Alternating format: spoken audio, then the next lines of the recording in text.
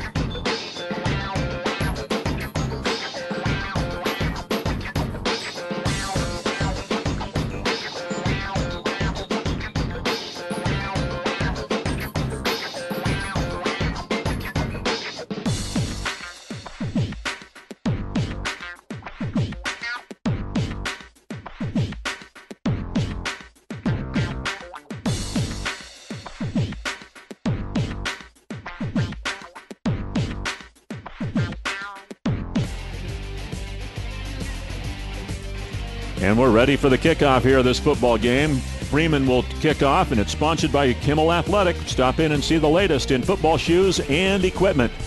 So Colville will get the ball to start the game, and a low line drive kick skips past the deep man, McKettridge, and it'll be Indian football at the 20-yard line.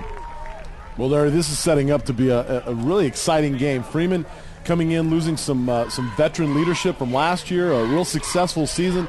Not really sure what they're going to get, especially out of the skill positions. So a bit of a mystery here for Freeman. And Colville now coming into the 1A. Going to be an exciting year for these young men as well, and a great way to kick it off out here at Roos Field. Yeah, these teams were the 2 top teams last year in the Northeast A, tied at 4-1. Colville, a running team. They don't throw it maybe 4, 5, 6 times a ball game. Is going to be just about it. A lot of misdirection running, and here's the first down play out over the 25-yard line, and they'll take it out close to the 27 on that first down run. And carrying the ball, Colton Vining, a 5'7", 165-pound sophomore. Well, how about that, starting off your high school career out here at Roos Field as a sophomore, getting the first carry of the game, and that's a young man who's had a great fall camp, getting the starting nod out here today, game 1.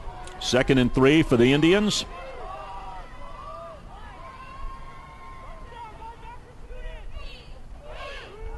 They'll toss it to Vining one more time. I think he's got the first down as he crosses the 30 to the 31-yard line. A gain of about 4 yards there.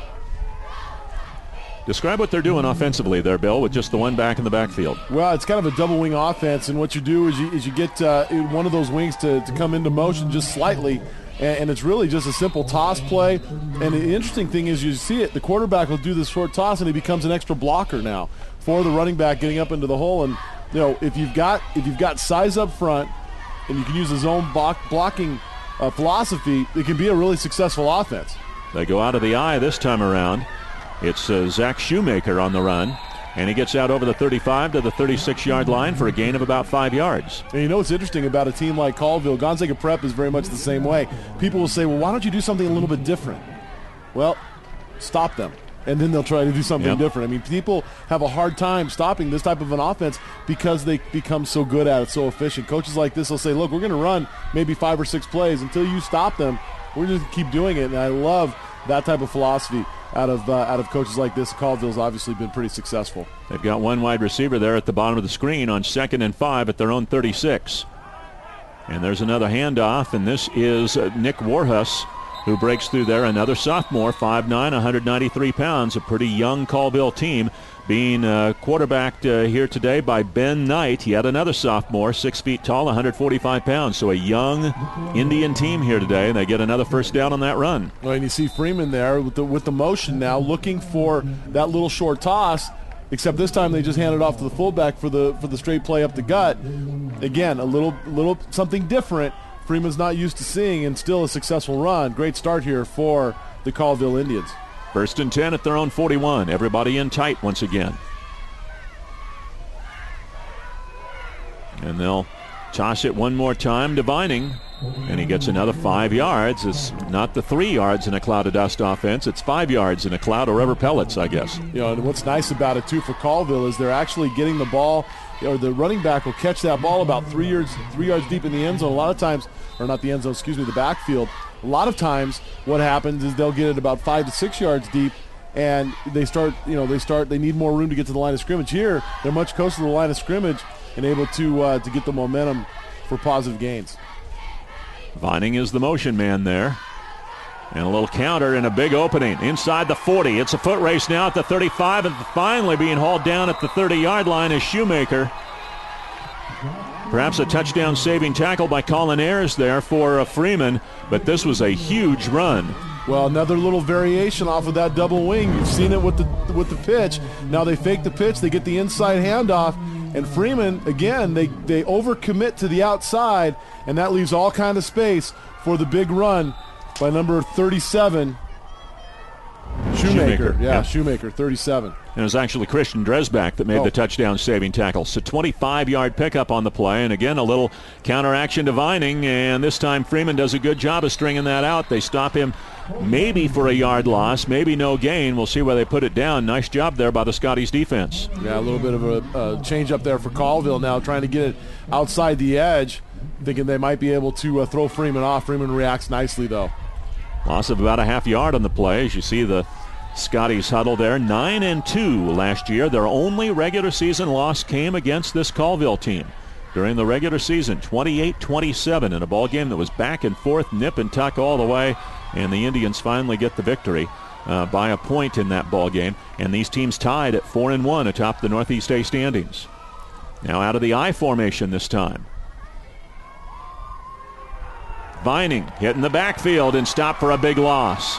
So the Freeman defensive unit really firming up once they start getting toward the goal line, and they stop him for a 2-yard loss that time around. Good job by Casto, number 64 there. Yeah, Casto, a guy who's been on the field quite a bit now for Freeman over the past couple of years.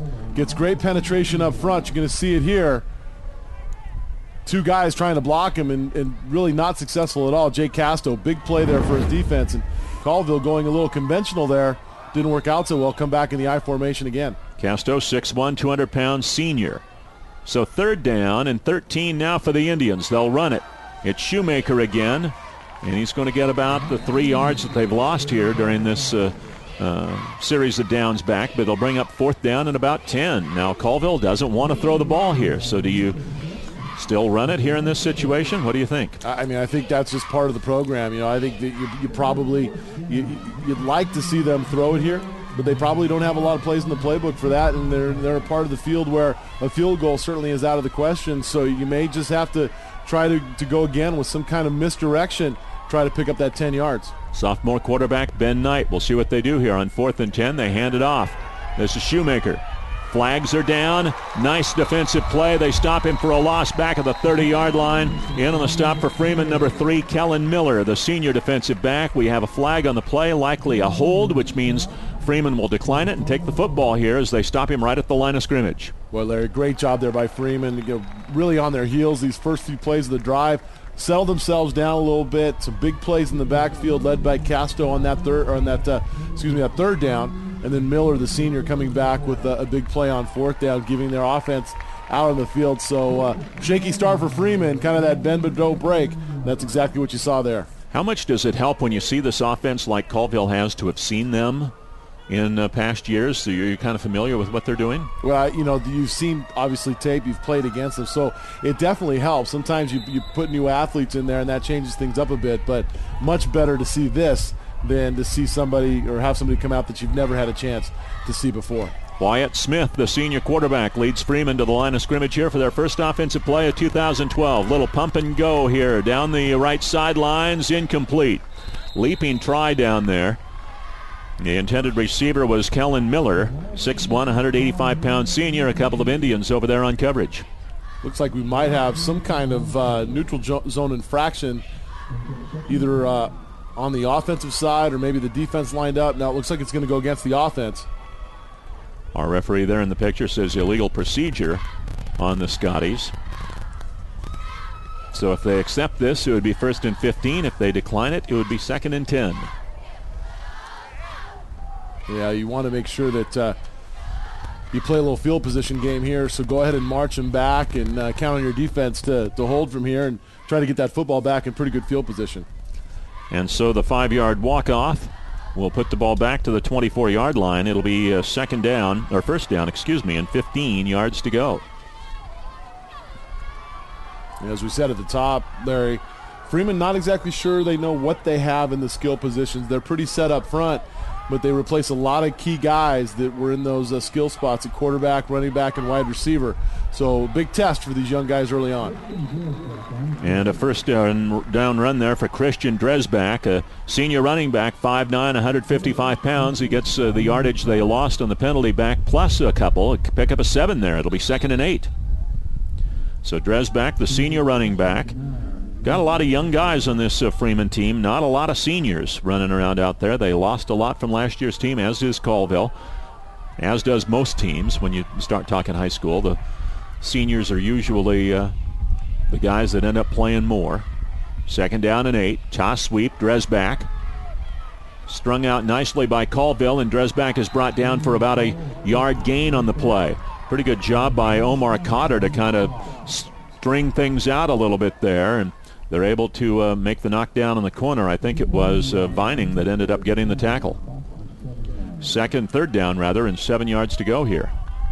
Well, I'll tell you, if there's one thing that Freeman ought to try if they want to get some extra yards, run behind that man.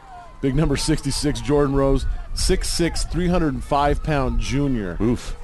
He eats up a lot of space, and looks like he moves pretty well also. So if they need a chunk of yards, find that big behind and run behind it. Smith to throw. Right sidelines. Nice catch out there by Keon Gentman. And that's going to be good for a first down up at the 41 or 2-yard line. Yeah, I talked to some of the Freeman folks before the game, and they thought this is the guy right here that's going to be their big play receiver, Gentman. Another junior, 6'3", 195. And really a well-thrown ball by Wyatt Smith to the outside. Let that big, tall receiver go up and get it. And it's really can't defend a pass like that. That's a good throw by Smith right there. So a first down passing gain out to the 42 or 41-yard line. Now time called as we have a Colville player that has to come out of the ball game. Jack Smith, a 240-pound defensive lineman, has to come out. Coming in there, Chad Elkins. You see him there, number 75. 1st and 10, Scotties. Marcus Goldbach out to the 47-yard line, it looks like, for a pickup of about 6 yards on the play. And doing exactly what we talked about, running behind Roos, who had some upfield penetration by that defensive end, but was able to go ahead and kick things out. You'll see it here. Actually, 2 guys come right up into him, and even though he gets pushed back, he's tying up enough bodies so it frees up his running back to get up inside there. So while not an overpowering block, certainly Big Roos, number 66, did his job. 2nd and 4. Another big opening into Indian territory for Goldbach, all the way down to the 37-yard line. That's a gain of 16 yards and another Scotty first down. Boy, great job there up front, especially old 64 Casto. You're going to see it there. Look at that kick-out block to your right. Great block by Casto. And then it was smooth sailing up the field for Goldbach, and Freeman's got something rolling now. Shoemaker made the stop there to keep that from being an even bigger play for Freeman. So 1st and 10 now for the Scotties down at the 37-yard line of Colville.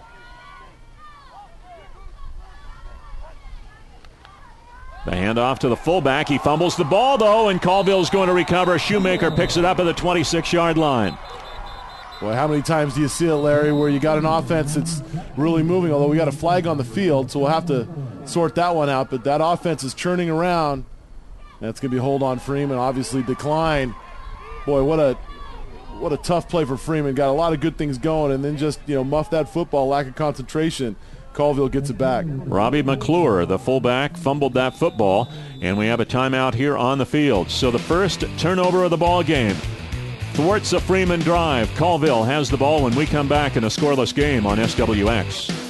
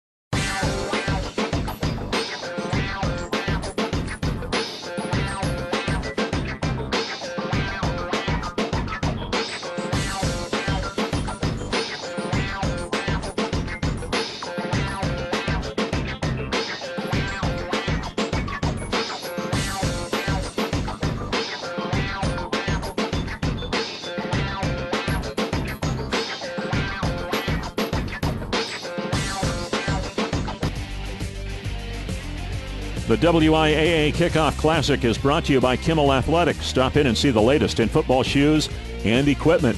So the first turnover of the ball game, Bill, thwarts the Freeman drive and puts Colville back in possession at their own 26. Yeah, got to take care of the football. It doesn't matter how many yards you put on it. You got to hang on to it, and it looks like Colville's going to give it right back.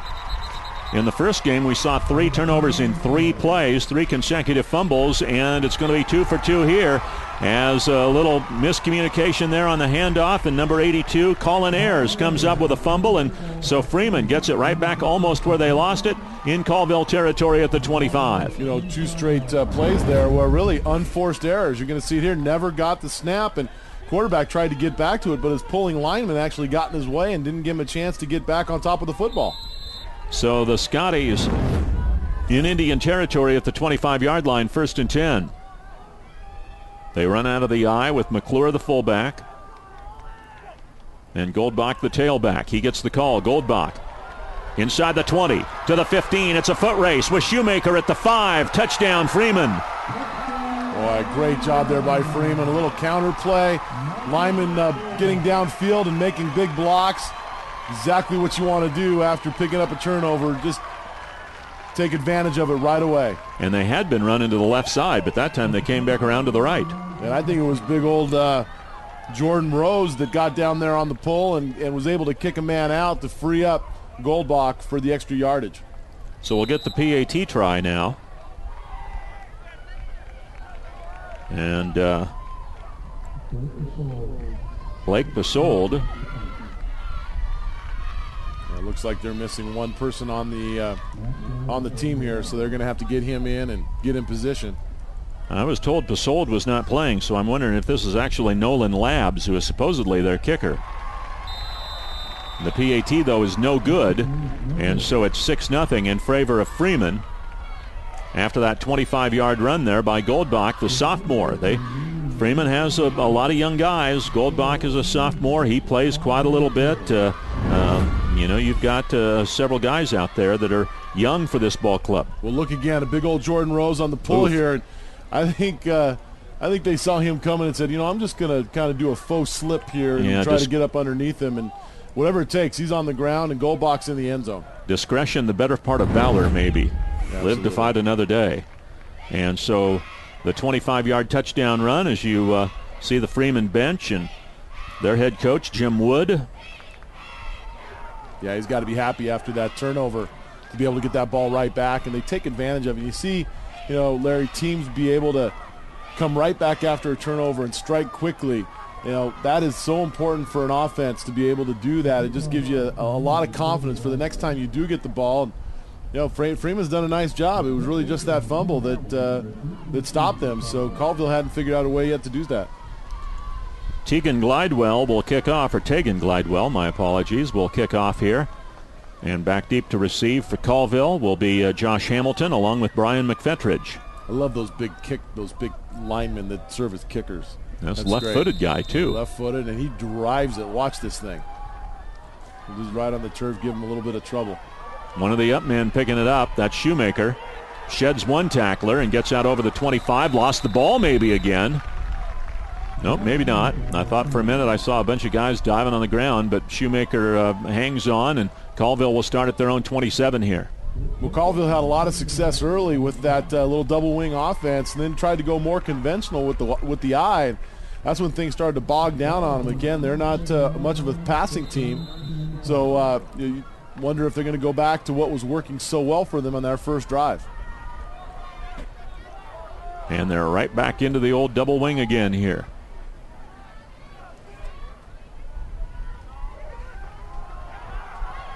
And again, a nice little hole opens, but then Shoemaker kind of cut back into the defender. He cut to the right, it looked like. If he had just kept going up the hash, he may have been able to get a few more yards, but regardless, he gets 7 on the play. It'll be 2nd and 3. That inside handoff, Larry, is so hard to figure out for a defense because your linebackers fly out thinking that they got to keep it on that pitch man, and that just sets up the block so well that inside handoff, there's nobody there to stop him, and it's not until the safety can come up and make a play, but by that time, you're 7 or 8 yards down the field, so a great start to this drive. 2nd and 3 Indians at their own 34. Again out of the eye. And a gain to the 36 of 3 yards for Vining. Now 3rd down and about a yard. Yeah, nice job by Freeman there, really collapsing well after the toss sweep. Everything really in between the tackles right now for Colville. They haven't really tried to stretch the defense of Freeman, although by the looks of Freeman's defense, it looks like speed is not an issue, so they probably can attack that edge pretty aggressively. Colville thinks where their advantage is going to be is right up there up the gut. So 3rd and a yard for the Indians at their own 36. Back to the double wing. Well, actually, they've got a wide receiver in there now, so they're spreading them out a little bit. Here's the fullback, and that's going to be a 1st down run for Nick Warhus, 193-pound sophomore, and he bangs it out to about the 40-yard line for a pickup of 4 yards and another Indian 1st down here. Yeah, I'd hate to be the young man who goes to the Colville coaches at the beginning of each season and says, I want to play receiver. Not sure that he's going to get much of a look there other than maybe to do that and just be a decoy for the defense to do what you said, which is just, get him to spread out a little bit. Yeah, they may not have a guy catch 10 passes all season. They just don't like to throw the ball. Back to the double wing with no wide receivers again on 1st and 10 from their own 40. Knight, the quarterback, hands it off inside, and again a Nice little misdirection play, and they take the ball out close to midfield, a little bit short of a first down. Vining again on the run. The inside handoff there, and then the quarterback, Knight, doing a nice job to carry through with a fake pitch, and they end up getting 9. And you know, the one thing that coaches will put up with is getting beat physically, but if you get beat mentally, that's where they have a problem. And right now, you see Freeman, again, getting out of position at the linebacker level. They're floating too much with the motion of the backfield, and they're not reading their keys up front. We talked a lot about that, actually, Larry, in the first game. Right now, it's getting the better of Freeman. They've got to stay more disciplined in that linebacker position. They fake the toss to Vining. Knight wants to throw, and he's got a catch inside the 35-yard line, and down to about the 30 goes Shoemaker, and that'll be good for a first down. Put him down right at the 30, so a little surprise there on second and short. You're expecting them to run, and they throw in a running down and get a nice play. Well, you know, the run is going to set up the pass just about every time, and right there, again, Freeman they have to honor the run. And Shoemaker actually had good coverage on him, but went up and made a nice catch. Gain of 21 on the play. Shoemaker, a junior, 5'11", 195 pounds. There you see him there, number 37. He's the wing set to the left side of the formation. Vining is the wing set to the right. And Vining is the guy in motion. But again, it's Shoemaker on that little inside handoff. Some traffic in there. He really couldn't get ahead of steam going, and gets stopped after a couple-yard gain. Yeah, you know, the one thing about this offense, as the game goes on, usually the defense starts to figure it out. So you have to get more creative with what you're calling. Are you going to go with the inside run, or are you going to go back to the pitch? You know, so the defensive coaches are usually pretty sharp. How the offense is able to counteract that, maybe with some of the passes we saw a couple of plays ago or something like that. That'll be the key, I think, to this game offensively for Colville. Might be the last play of the first quarter coming here, as you see the clock ticking down at 15 seconds. Second down, 7. Vining across the 20 and pushed out of bounds near the 15-yard line, but a first down run there for the Indians as Vining gets a big pickup of about 12 yards right there. Well, great response here from Colville, coming back after that touchdown and reestablishing themselves in the ground game again. Here, just a simple handoff and, plenty of room outside to run. Freeman not reacting as well on the edge, and Colville driving here just towards the end of this first quarter. Nice job by that Colville offensive line to open some holes there. Number 75, Chad Elkins. Number 50, Kanan Holte there on the left side of that offensive line. 1st and 10 Indians down at the 15 of Freeman. Vining. He hits the line, but the line hits back. And there's no gain on the play. And the last play of quarter number 1 here from the Inferno, Roos Field, on the campus of Eastern Washington University here in Cheney. Colville is driving at the end of quarter number 1. We'll see if they can get the equalizing touchdown as we start quarter number 2. That's next. It's the WIAA Classic here on SWX.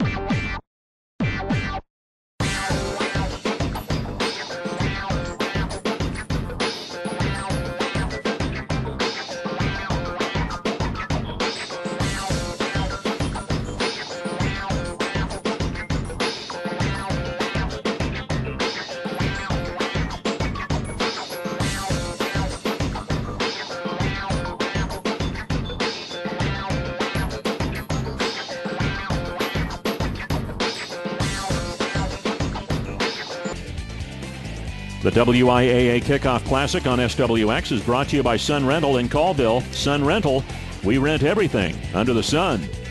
And it's a beautiful sunny day here this afternoon in Cheney for the WIAA Kickoff Classic. This is Vining pounding his way into the middle on a 2nd and 10 play, and he takes it down to the 11-yard line for a pickup of 4, 3rd and 6. And at the end of the first quarter, Bill, both these teams moving the ball pretty well. Moving the ball well, a couple of miscues with turnovers. Thank you, I had my microphone up. Boy, it's already feeling like it's late. We got 2 more games after this one, for crying out loud. You have 2 more games after this one. Thanks you. You keep reminding me that you're leaving after this one. But no, I mean, Colville is done a nice job moving the ball. They just, that one turnover really killed them. And on the Freeman side, they did just enough to get into the end zone. 3rd and 6 here from the 11-yard line. Nice job there by Freeman to snuff that play, as that was Ian Johnston, and he is a freshman, folks, 6'4", 250 pounds, and he jumps on the back of the ball carrier and knocks him down for a loss of 3. Do you think we might be hearing about this guy for the next few years? Oh, Ian man. Johnson? My goodness. I mean, that's what you want to do as a defensive lineman. Get upfield, disrupt things, and every so often you're going to be able to make a play on your own, and Ian Johnson did just that.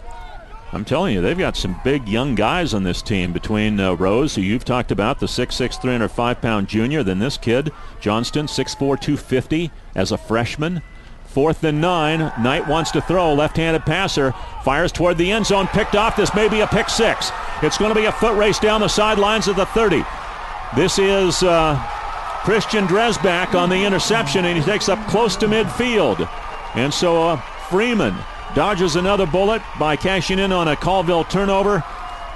And they'll have it 1st and 10 out near midfield. Dresbach, the senior, jumps the route. Well, I'll tell you what, let's take another look at this, because Dresbach does a great job of reading this. He knows that they're going to try to pull some kind of comeback route there at the cone. He reads it right, steps in front of it, ball's a little bit underthrown, and then he just gets on his jets. All he can see is that black end zone on the other end, but there's some white shirts that are getting his way. But what a big play for Dresbach to keep Colville from being able to score. Dresbach, the latest of a long line of Dresbachs who have played here at Freeman. He's got a couple of brothers on the coaching staff as assistants. Here's a throw from Smith. He's got a catch to Gentman, and he's got a first down near the 40-yard line. So a pickup of 11 yards there on first down to the junior, 6'3", 195 pounds. It seems like everybody that we're calling, for the most part, from Freeman is a junior or younger. That speaks pretty well to the future for this program. A lot of youth, but some great leadership as well. Some of these seniors are coming in this year, and certainly counting on these young guys to send them out on a high note. But great job here by Freeman here to end the first quarter and to start the second. 1st and 10 Scotties at the Colville 40. I think it's Dresbach on the run there, and he gets a yard down to the 39. So the young man that got the big interception that thwarted a touchdown drive for Colville gets a yard on that running play. It'll be 2nd and 9. There you see the quarterback, Smith. And one of those things about Smith is doesn't throw the ball downfield very often, but he's pretty accurate. Had a nice ball to Gentman out on the sideline in the first quarter. Another nice little flare out to him. So, that's sometimes all you need to do as a quarterback is just be able to, get the ball out there quickly, be accurate with it. And he's done that very well here in this game. So 2nd down. And here's another running play, but a nice job by that Colville defense. Some good penetration inside. It was Warhus again who got in there and made that defensive play, and so it'll be a loss of 3 and brings up 3rd and long. First game we saw here with Tico Oakesdale and Reardon, you could tell, Larry, right away I thought that Tico Oakesdale was the better team. They seemed to have better athletes, a little faster, bigger up front. These two teams, to me, seem evenly matched. I think they're very even, equally quick. Some good size on both sides of the ball. So I think we're in for a real treat here this afternoon. Smith has a catch. It's Ayers, his tight end. He'll be short of a first down. Gets down to the 36. Now is this 4-down territory. They got half of what they needed. It was 3rd and 12. Sets up a 4th and 6 situation now. Do you go for it or do you punt? I love to go for it on these sorts of things, but now with field position being so important, I wouldn't be opposed to punting the ball here and trying to pin Colville deep, but it looks like they're going to go ahead and try to go for it here. See whether they go for it or whether we'll get a little rugby punt or something like that here.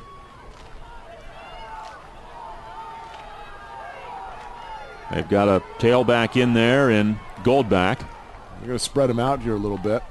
3 wide receivers, 2 to the top of the screen, 1 to the bottom on 4th and 6. Blitz coming for Colville. Smith's got time. Heaves it downfield. And he's got a catch, and he's got a touchdown on a 4th and 6 play. Kellen Miller out-leaps the corner for Colville and comes up with a touchdown, a 36-yard play, and the Scotties have taken a 12-0 lead. Or you can do that. You can just go ahead and roll out to the right, throw the ball down the middle to your talented receiver, Kellen Miller, at 6'1", and just let him go up and get it. That's exactly what he does. You got a lot of athletes here at Freeman, and there's one of the guys right there who might be one of the best ones, Kellen Miller, just going up and making an athletic play. Great job as well by Smith. And so Smith gets the touchdown pass to Miller. A couple of seniors hooking up there. And the PAT try to make it a 13-0 ball game coming here. The first PAT was missed by Freeman. Now we have some movement up front, and we're going to have a penalty here. Now we'll see whether Colville was in the neutral zone or whether somebody from Freeman moved. If this is on Colville, it's half the distance to the goal, but no, it's on Freeman, so it'll cost him 5 yards. And it'll make this a 25-yard PAT rather than a 20. There are some high school teams where that 5-yard penalty would mean an awful lot. I'm not sure it's going to, throw off the Freeman kicker too dramatically. Might give him actually more room. And here's the PAT try, and this one will hit the bottom of the goalpost, and it's no good, and so it's a 12-0 ball game. He needed those 5 yards. Yeah.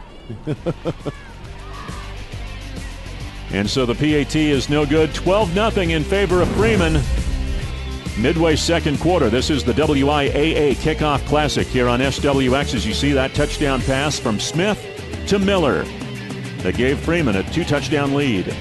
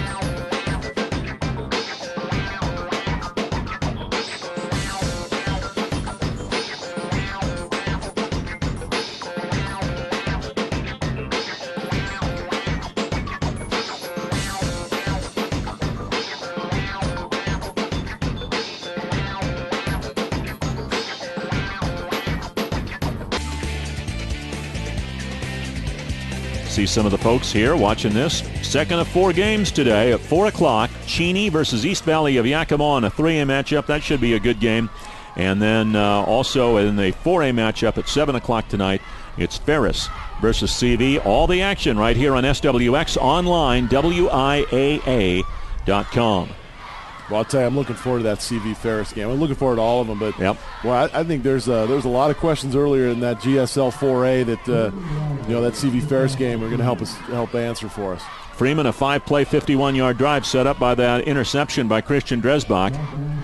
And they take it down the field, capped by the 36-yard touchdown on 4th and 6 from Wyatt Smith to Kellen Miller. And now the kickoff. And taking the ball up over the 30-yard line and getting pushed out around the 35 is Omar Cotter for Colville. And so the Indians will start at their own 34 here, first down and 10, but they trail now by 12 points.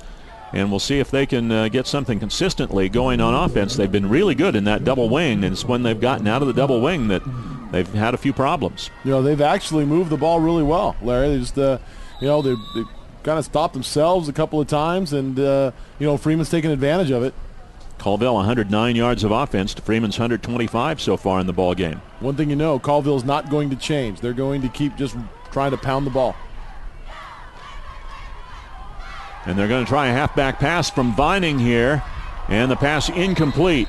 Not a bad pass at all. Omar Cotter trying to get open down there on the sidelines. Pass maybe just slightly overthrown. But a little trickeration that time from Colville head coach Randy Cornwell and his staff, and didn't quite hook up, but it was close. Good play. Well, good play, and Cotter should have caught it. I mean, went right through his hands. The ball was well thrown. It was well designed, well blocked. You just have to bring it in on the other end. And that's the type of play that if you make it, it really softens up the defense. Now the defense figures, they're not going to come back and do that again. So now maybe you bring even more pressure on this running game. And it fires up your offense as well.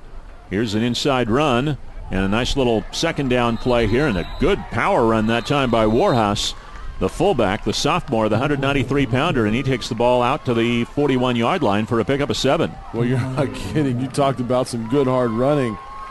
Old Warhouse at 5'9", 193, another sophomore out here. He wasn't going to be stopped. I think he actually was hit about 2 yards past the line of scrimmage, and he got the last 4 on his own with about 4 guys hanging on him. So 3rd and 3 now for the Indians. They are 1 out of 3 on third down conversions so far in this ball game. Vining, the motion man.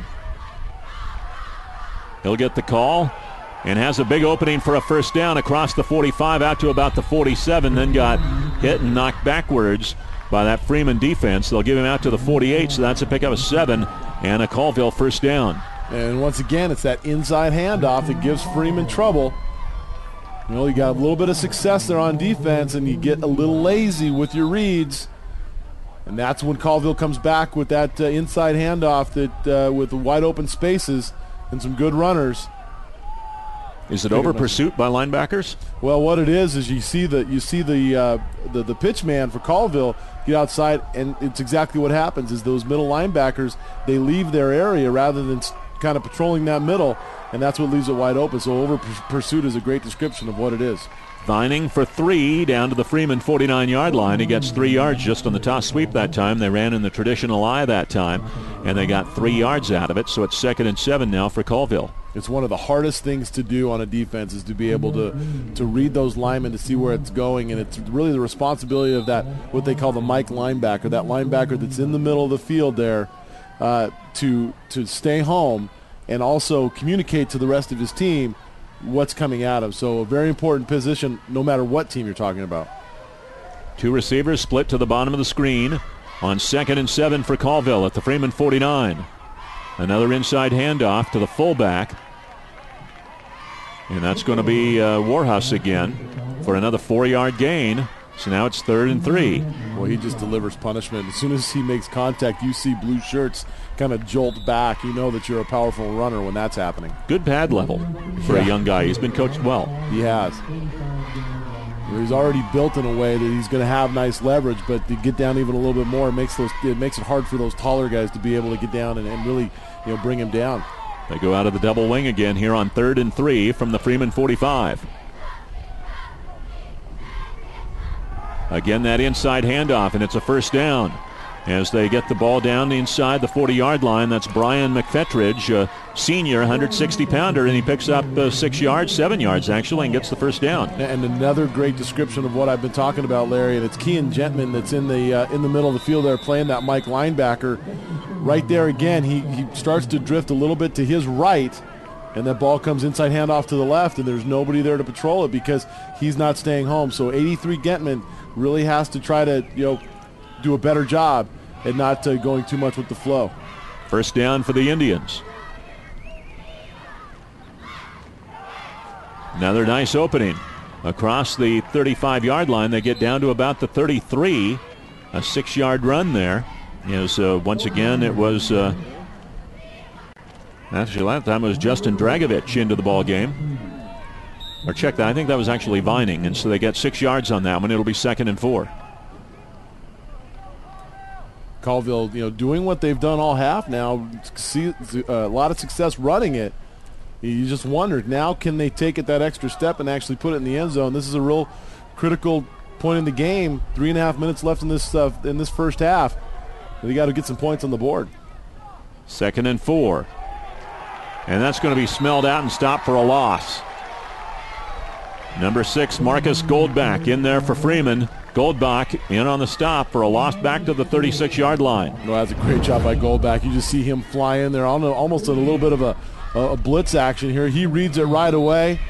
Nice through there without any blocking, and got it done before Vining could get any kind of momentum upfield. Loss of a couple of yards on the play, so now it's 3rd down and about 7 yards now for Colville. 3rd and 7, so difficult for a team that runs the ball like Colville does, although they go double wide now. McKettridge is the motion man, and ready to throw it is Knight, and he will not be able to throw it as he gets swarmed under that time. Goldbach coming in there and making that sack. There you see number 6 for the blue-shirted Scotties. A loss of 5 yards in the play, and it'll force a Colville punt. Boy, Goldbach again, back-to-back plays for the sophomore. Coming in off the edge this time. First play came up the middle. This time they move him around, and he comes off that edge, and you just see him. Before he can set up that left-handed quarterback, Goldbach's right in his face, and he didn't have a chance. And big number 75, Tegan Glidewell, a 6'1", 233-pound sophomore, helped finish him off there at the very end. So here's Colville for the punt.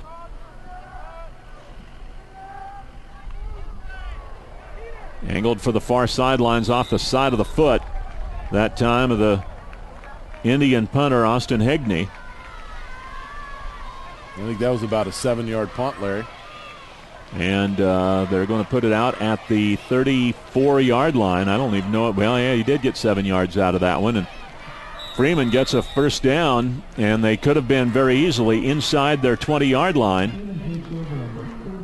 But instead, they have it at their own 34, so they got 15, 20 yards probably of field position out of that. And you go from a situation where Colville was really moving the ball well once again, looked like they had some momentum on offense, to all of a sudden Freeman gets the ball back with just over 2 minutes left, and you've seen they can strike pretty quickly.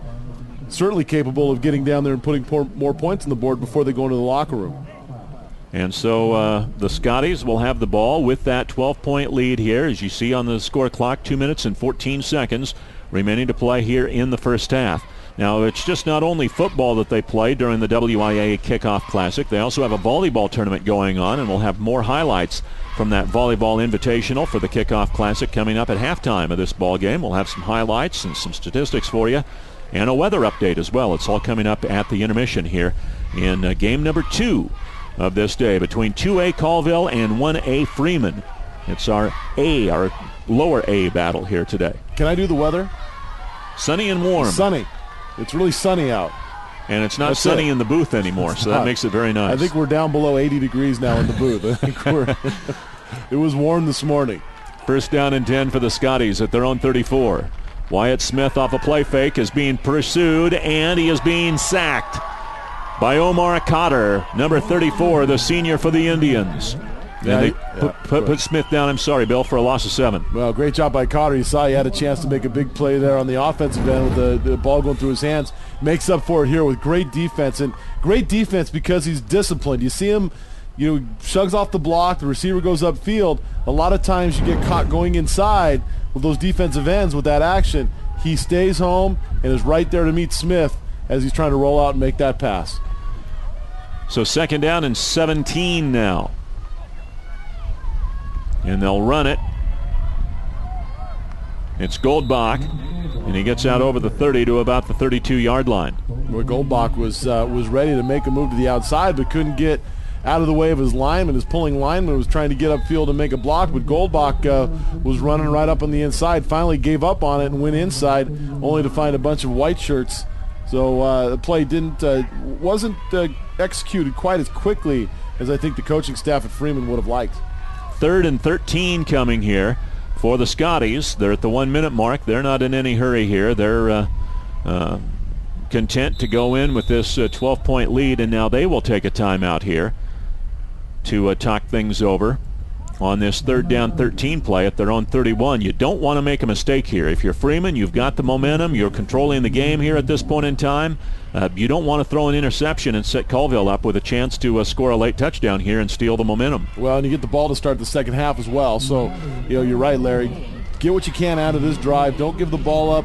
Certainly don't give Colville any chance to score here before the end of the first half, and then come back in that second half and try to put more points on the board. But for Freeman, they've done what they needed to do. They haven't looked great doing it at times. They've had big plays when they've needed them, but look, they're pitching the shutout right now, and that's all you need is to outscore the other guy. Saw the Freeman cheerleaders a little bit ago. Much more comfortable today than they will be in a couple of months in those short skirts and in the swirling winds of Freeman on a November afternoon. It does get a little chilly up there. I think I've been to one football game out there, and I think it was late in the season, and I do believe it was a tad chilly. It is. I've been out there myself. Actually grew up. But when I grew up, my father was teaching out at Freeman, so we spent a lot of time out there. And you talk about school spirit and people really supporting a community from an athletic perspective and other events. Freeman does a great job of supporting their young people. 3rd and 13, handoff. This is Goldbach, and he's able to get out over the 35. He stopped well short of a first down. He gets out to about the 36-yard line. Let's see if Colville takes a timeout here. And they do, to stop the clock and see if they can preserve some time. Maybe they'll get a blocked punt or a good punt return or a poor effort here by Freeman on the punt and see if they can't dent the scoreboard here before halftime. Yeah, you know what? No reason to leave timeouts on the field. Use them up. See if you can't make something happen. Nothing to lose, certainly. And Freeman, I wouldn't think, would try anything silly here. They'll just kick it away and then try to play some defense. It's 4th down and 8 coming up for the Scotties. Colville not a big throwing team here, so I think they're relying on a big play here more than anything else to try to get some good field position here to try to score here before the half. Well, a couple times that they have tried to throw it. I mean, one was successful. The other really should have been. It went through Cotter's hands. But you're right. For the most part, that's not something they're going to try, and I wouldn't think they'd have a lot of success here at the end of the half trying to throw their way down towards the end zone. Ready to punt it for Freeman will be Gentman. And Colville is they have no deep man right now at this point. They don't they're playing safe here. They're not assured that this is going to be a punt. Now they drop somebody back a little bit, but he's only about 20 yards back from the line of scrimmage. Flags are down. There's the boot away, and it's going to roll down the field here. It'll go back inside the 25 and get back close to the 20. And it'll be just about down to the 19-yard line. But let's see what the flag is. It was thrown just at the snap. And so we'll see whether somebody was lined up offside. Illegal procedure on Freeman, so they'll have to kick it again here, one would think. Yeah, I think I might have them, if I had the option, I think I might have them kick it again and you have a better chance at scoring probably on a return down in this part of the field than you would trying something in the running game. So I would actually accept this penalty unless the Colville coaches just figure they're going to go in and then try to regroup. They're going to make him kick it again. That's one reason why I was surprised they didn't have a deep man back there that time, that along the same lines you were thinking, Bill, that a good punt return is going to be about the only way they're going to set themselves up to score here before the half. Yeah, I mean, you have you put the snapper in a tougher position of having to snap it back there. The punter has to try to get it off. So, anything can happen, and you might as well take advantage of the situation. But I agree. I was a little surprised that they didn't have somebody back. Maybe they figured, or they had half a thought that Freeman would actually try to go for it here. Now that they're 5 years further back, you still don't see a deep man for Colville, which I can't figure out. I only see 10 players on the field. That's one problem. Or maybe that's the person who's not down there. Again, nobody back deep for the punt. And this is going to roll back down inside the 20. It may get inside the 10. It will. Goes all the way down to the 8-yard line. That's a 60-yard punt. Yeah, I just don't understand that. That's one that somebody's going to have to explain to me. And I only counted 10 players on the field for Colville. So I don't, like you say, I don't know whether the deep man didn't get the memo that he's supposed to be out there or what. I looked over at the coaches, and a lot of times if they have only 10 man or if there's somebody supposed to be in a certain position, you see a little bit of jumping around and trying to get people on the field. Everybody looked pretty controlled over there, so perhaps that was the plan from the beginning. Or it could be that my math is flawed. No, that could not be it. I won't stand for you talking that way about yourself, Larry Ware. Oh, boy. Well, let's see if we have a knee down here, if we go ahead and run it into the line and risk a fumble. It'll be the fullback. He's been a hard runner there, that Warhus. Nick Warhus, the sophomore, gets several more yards there on that first down play, and that's going to be it for the first half of action as Freeman leads Colville by a 12-0 score. See what kind of adjustments are made here at the intermission. As the Scotties lead the Indians 12-0 after the first half here in the WIAA Kickoff Classic at Roos Field at Eastern Washington University. Big passing play right here. Wyatt Smith, the senior quarterback, on a 4th and 6 play, chucking it downfield, finding Kellen Miller for the leaping grab, and the Scotties lead by 12 on SWX.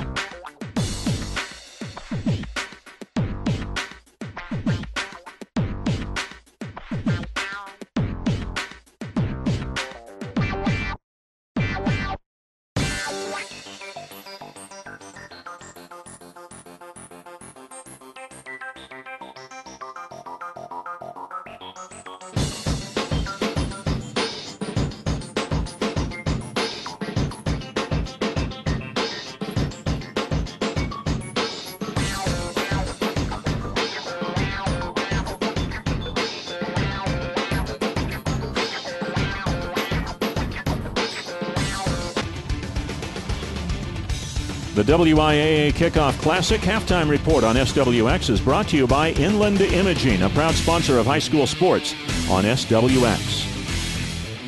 Harvest going on. See the wheat truck in the field. Rolling hills of the Palouse. Beautiful fall day or late summer day here on the campus of Eastern Washington University. Still about 3 or 4 weeks away from classes starting out here, so the dorms are empty. And there's the red field, the Inferno. Here at Roos Field in Cheney, it'll be rocking in 4 weeks when Eastern takes on Montana for their first home game of 2012. The Freeman cheerleaders entertaining here at the intermission. The Scotties with a 12-0 lead, Bill. They've been very efficient with their offense, and they've been able to stem the tide from Colville on a couple of drives. Well, and both teams have moved the ball well, and it's just been a matter of Freeman, making some big plays when they needed to. The big pass there for the for the second touchdown on fourth down.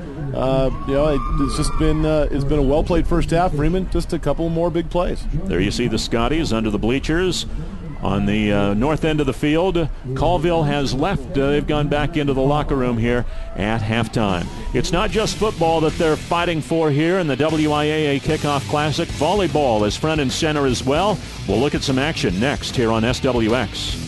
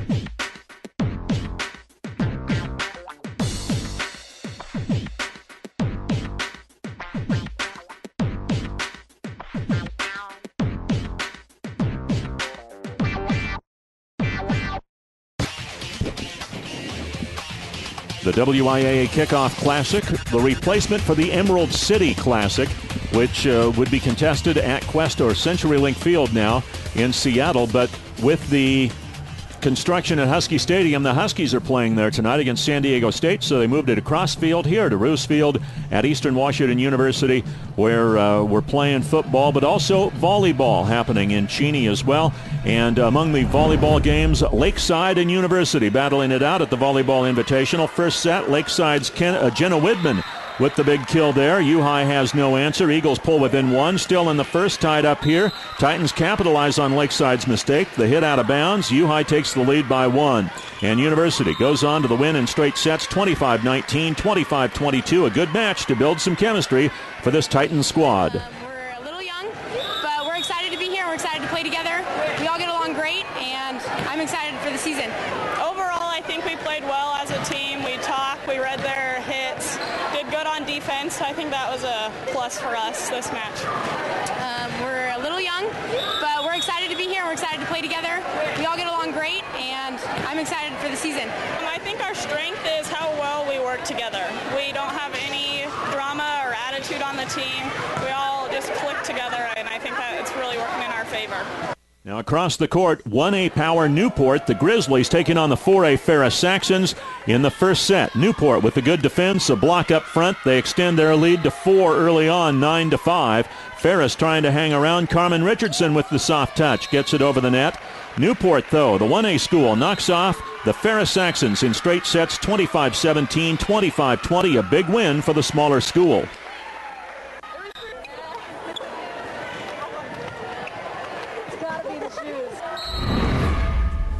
And so there you have it. Newport, the 1A team, they and Colfax, both very powerful small school teams in that volleyball tournament. We will have more volleyball throughout the day. We've got an SWX weather update coming up next.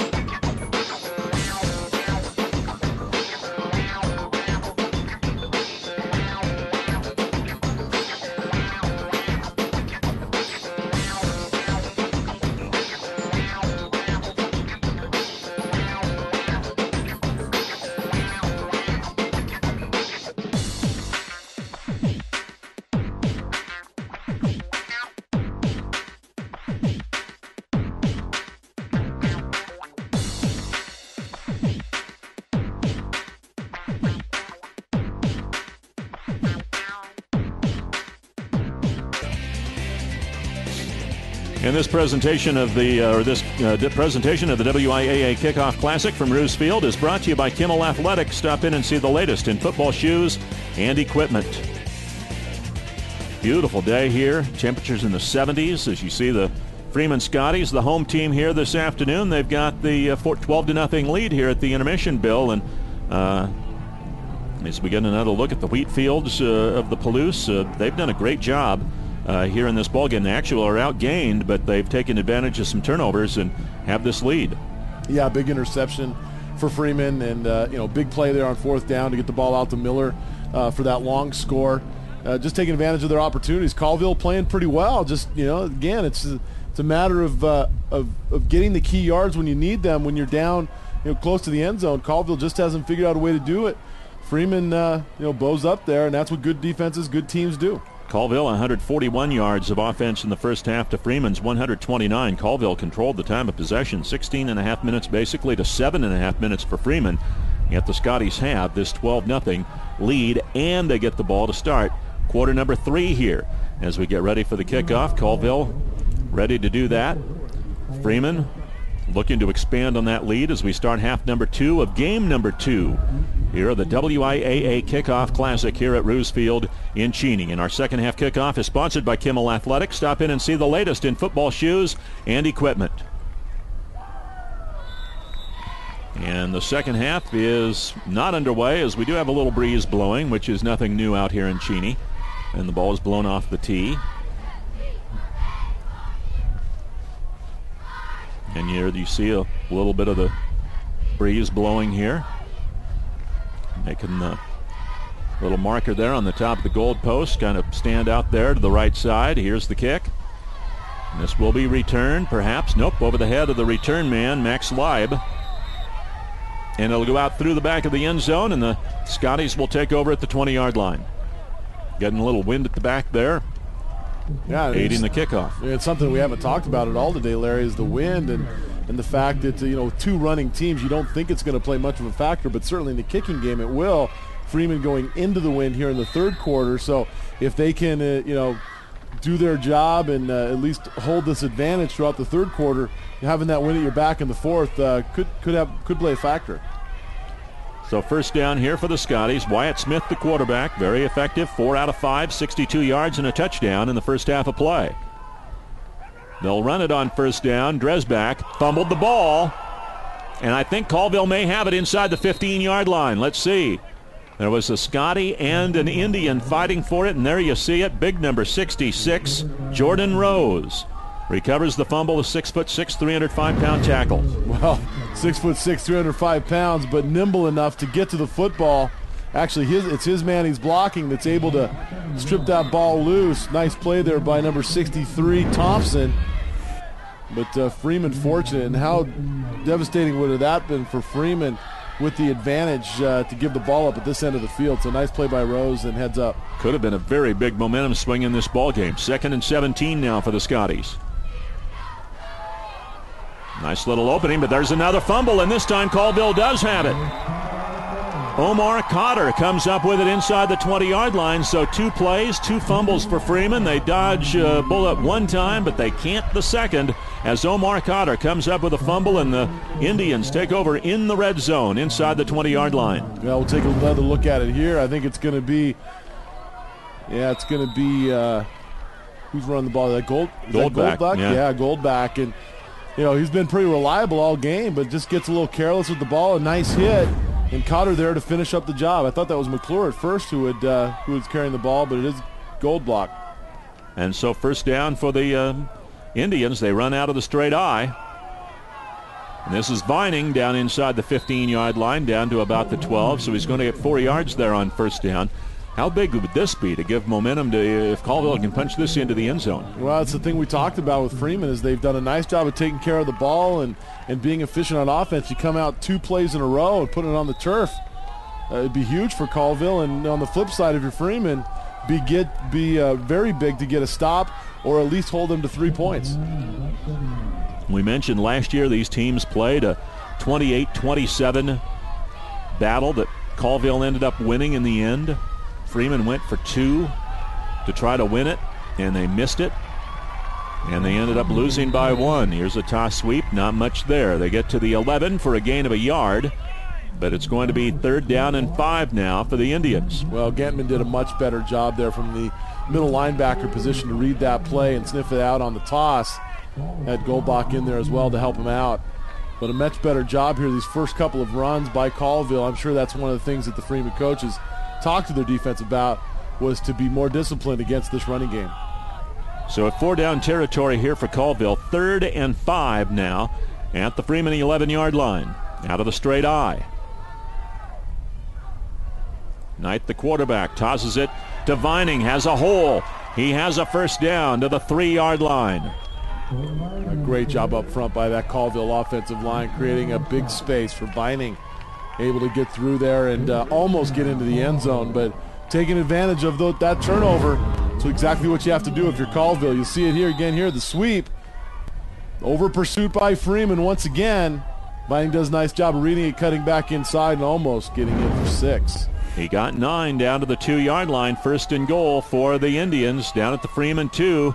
They give it away to the fullback once more time, and that's Warhus. He had a big first half, but he's held short of the end zone there. Got a yard, though. It'll be 2nd and goal from the 1. Absolutely have to get 6 here if you're Colville right now. You can't accept anything less, Larry. And you've got 3 cracks at it. If you can't get it in there at this point in time, then you've had every opportunity. 3 tries from the 1 now. 2nd and goal. Warhus again. He's going to be held short.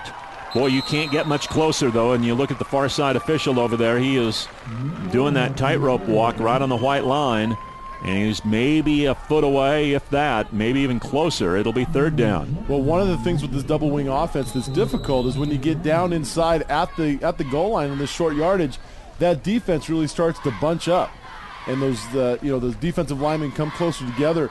So that middle part of the field gets really congested, and it's much harder to run inside. And you wonder if Colville might try to test this one on the outside running game. 3rd and goal from inside the 1. Again, Warhus, and he gets it in this time. The sophomore takes it in, Nick Warhus, for his first touchdown of 2012. And the Indians dent the scoreboard, cutting the lead in half at 12-6 with a PAT coming. Well, great adjustment there by Colville. They send a man out wide in motion and really spreads out that Freeman defense, and then come back right back with that run right up the gut, and able to just sneak it in there for the end zone. Big touchdown there for Colville, and a big extra point here. Remember, Freeman has missed on their 2 extra points, so if Colville can convert here, that could really be a big advantage for them later on. Pavel Susan ready to kick this PAT, and nothing doing there. Bad snap or bad hold, and the PAT is no good, and so it stays 12-6. I think both of these teams might want to consider just going for 2. The way they've been able to move the ball offensively, they've got a better shot at doing that than trying to get a simple PAT converted. So the Indians get the touchdown. 3rd try at it right here, and there's Warhus. Yeah, once again, you see that motion, and that just takes one defender out of the picture. And if you can do that with that big, strong running back and a nice offensive line, it just makes things that much simpler, and certainly didn't have that far to go. So nice job by Colville taking advantage of the Freeman turnover. Freeman having a hard time there, and here in the early part of the second half, they put the ball on the ground a couple of times. They got away with 1 fumble. They were able to recover it, but the next fumble they were not. Colville takes advantage, and they cut this lead in half here. And it's really not, it wasn't a matter of any kind of big hit on the part of Colville. I think it was just Freeman coming out and maybe a lack of concentration.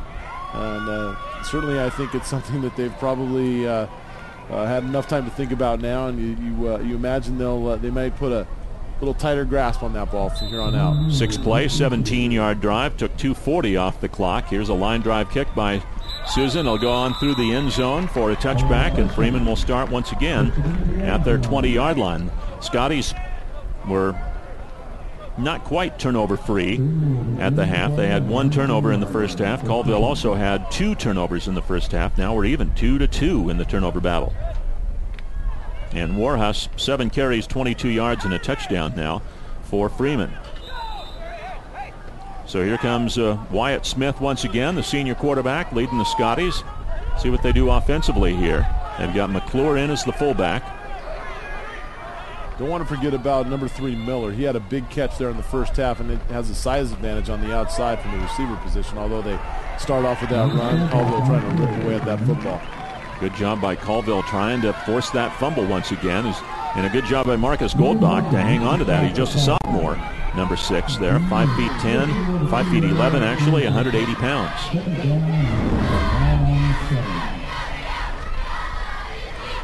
You see there that the two tackles trying to pull there, and all they did was end up dancing with one another. That's Big Rose, the junior, in 62 is at Johnston, the freshman, Ian Johnston. So they may have to get that one straightened out. Second down run, nets up to the 26-yard line for Freeman. So it'll be 3rd down and 4, and a big early 3rd down conversion here in the 3rd quarter. The Scotties were 0 for 3 in the first half on 3rd down. You know, that's not really a pretty sight. 6'4", 250 against 6'6", 305 running into each other, doing a little dance there in the backfield.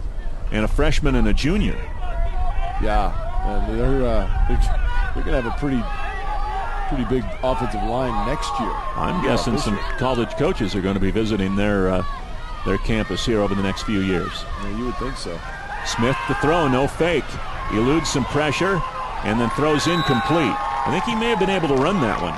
Well, he could have run it. He also it looked like he had Getman down the sideline and was actually looking for him, but decided to come off and try to get the ball out to Dresbach. But goes for an incompletion, and Colville now doing their job on defense with a little momentum.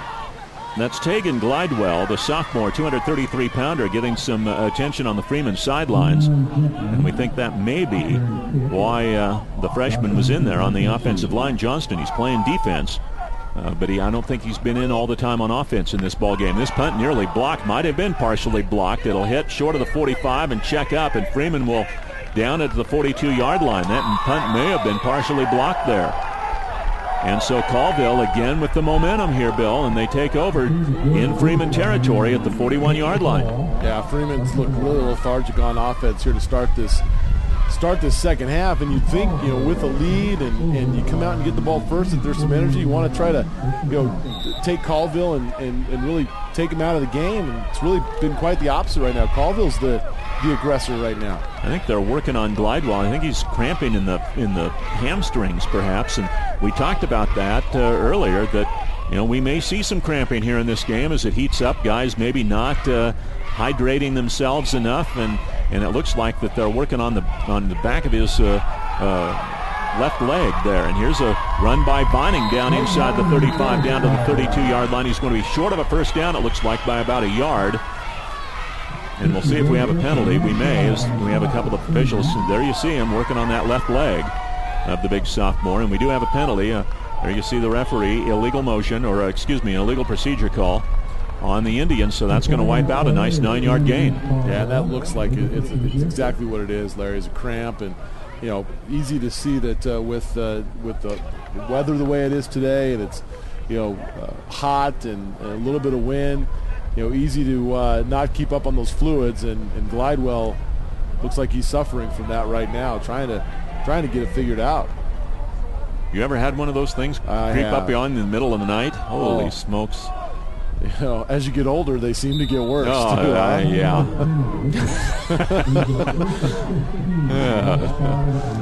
They don't feel good. That's the one thing I was trying to. Well, they need him out there. I mean, listen, Johnson's a good player, but you saw already that he's having a little trouble knowing where to go on the offense, and he got beat on another play. So, they need to get Glidewell back in there. Again, that inside handoff, that's been a play that's caused Freeman some fits all game long. Vining takes it in for 5 yards that time, so they got the yardage back they lost on the penalty. And so it'll be 2nd down and 10 now for the Indians. If it is in fact cramps for Glidewell, one of the things that you want to do is start getting a lot of liquids, and you can see him right there. He's doing just that. He's got the trainers taking care of him, so nice job by the training staff of Freeman to get him rehydrated and try to get him back in the game. He's just a sophomore, a 233-pounder. Here goes Shoemaker again. And he pounds through there and gets 5 more yards back, so it'll be 3rd down and 5 for the Indians. Shoemaker has had a big game. He had 7 carries, 45 yards coming into this drive, so 8 carries now, 50 yards for the junior. It's a nice tackle there, keeping Shoemaker from getting any more yardage and keeping it to a 3rd and 5 now. And Freeman really important now. Again, discipline up front is going to be the key, I think, on this 3rd down play. Colville 5 out of 8 on 3rd down. Again, the inside handoff. And it looks like they're going to be just short of a 1st down. Gentman was in there, and he got some help, I think maybe from Goldbach, and they were able to push the ball carrier back from the 32-yard line. It'll be a gain of 4, but they're a yard short of the 1st down. Yeah, nice job trying to drive him back, but Colville did a nice job. It looked like they had a nice hole there, but it closed up quickly once he got through the line of scrimmage. Colville 0 for 2 on 4th down, 4th and 1 at the Freeman 32, mid-3rd quarter. Shoemaker, 1st down to the 30. They needed 1, he got 2. And so Shoemaker with a clutch 4th down run there for Colville, and they move the chains, and they'll eat some more time off the clock. They had a 2-1, actually better than a 2-1 time of possession edge on Freeman at the half. Yeah, great job there. Just Shoemaker knowing all he needed was a yard. Didn't try to do anything more than that. Just get the yard, keep the chains moving for your offense. So a great job of awareness by Shoemaker. 1st and 10, Indians at the Scotty 30-yard line. Ian Knight, the quarterback, will throw. He has a diving catch, but in high school you're down as soon as your knee hits the ground, and so no gain on the play. With the reception, Josh Hamilton, the senior wide receiver, number 25 there. Yeah, I know in this system of Colville, they don't throw the ball very often, but I got to say that watching Knight throw the football, he's got some ability to throw it. I mean, he can get it out there. He's done it a couple of times already here today. The left-hander, and it's you don't want to go completely away from what you do and what works, but if you got a guy who can throw it, you might want to give him more of a chance. Ben Knight, 2 out of 3 passing in the ball game. Here's a little toss sweep, nothing doing. There's Jordan Rose, the big 305-pounder, enveloped the running back right there, and they throw him for a loss of a yard or 2. Well, Jordan Rose right here, it was all about the big man. Look, see here, he just drives that lineman back. That's some aggression right there. If they can get Jordan Rose to do that on every single play, this young man is going to be a force. He already has the size. But it all started with him just taking that offensive lineman, taking him out of the play and finding the back. That back had no chance to cut back. Nice job, Jordan Rose. Vining lost a couple of yards in that play. There was a Freeman Scotty who had a lot of success here at Eastern Washington University not too long ago, Kevin Hatch. An outstanding safety for Eastern. Here's another run, and they get a couple of yards back that they had lost on the previous play, but they're still well short of a 1st down. It's going to be 4th and 10 now for Colville. The thing about a guy like Jordan Rose, and it looks like Glidewell is going to come off once again with looks like a cramp. We hope it's nothing more than that. But he's coming off on 1 foot now, and they're going to have to get that thing figured out because you don't want him to hurt the team by being out there playing on 1 leg. But the one thing about Jordan Rose is he gets more mature and starts to figure this game out is how to play an entire football game and play it at a high level, both offensively and defensively. Knight to throw, has a catch. They're going to have a 1st down inside the 15-yard line to the 13. Goes the receiver, Omar Cotter. That's going to be a gain of 17. We have another injured Scotty down there. I think this is Leib, grasping at his hamstring. Let's hope he's just cramping as well and is not seriously injured there. Well, it's taking a little while to get medical staff over to him. I think a lot of them are working on Glidewell right now, and so they're trying to get him stretched out. And boy, for those teams that are playing out here this afternoon and this evening, they're going to have to take some fluids and make sure that this same thing doesn't happen to them. Hydrate, fellas, hydrate.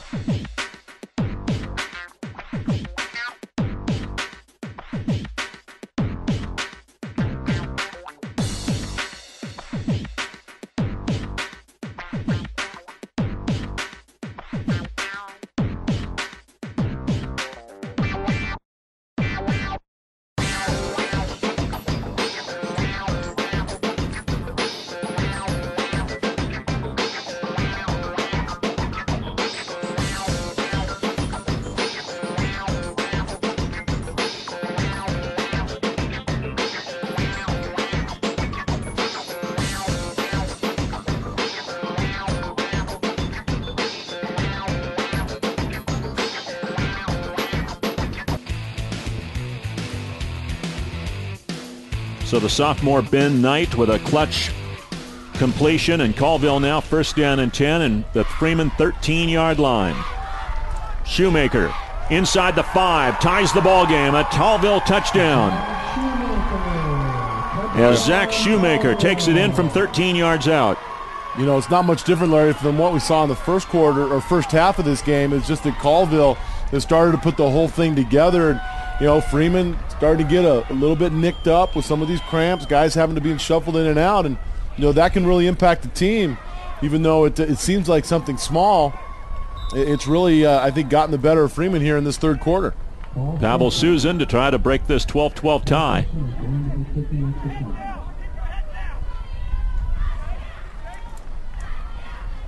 See if they get a good snap and a good hold here. Good snap, good hold. But a wide kick. And so we have had 4 touchdowns, and we've had 4 missed extra points here in this ball game.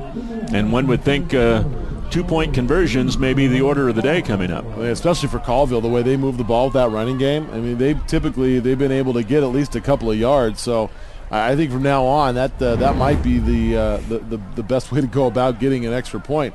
Here again, what you see, Colville just doing the same thing they've done all game long, and taking that little inside handoff and right up the gut.